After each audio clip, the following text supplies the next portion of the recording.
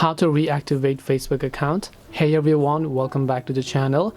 In this video I will guide you on how you can reactivate your Facebook account, so make sure to watch the video till the very end. So if you'd like to reactivate your Facebook account, all you have to do is simply go ahead and then let's say that previously you had tried to deactivate your account or maybe delete your account for some reason, and now you have been thinking that you want to reactivate it. Well, it's very simple.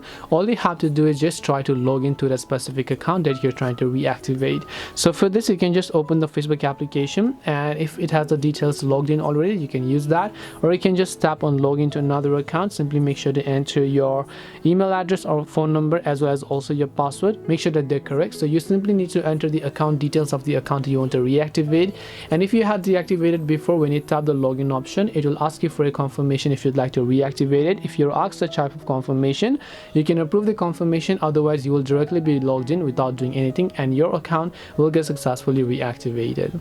This way you will be able to reactivate Facebook. Hope this video was very helpful to you guys. If it did help you, make sure to leave a like and subscribe to our channel. If you have got any questions, feel free to leave them down. Thank you for watching and see you in the next video.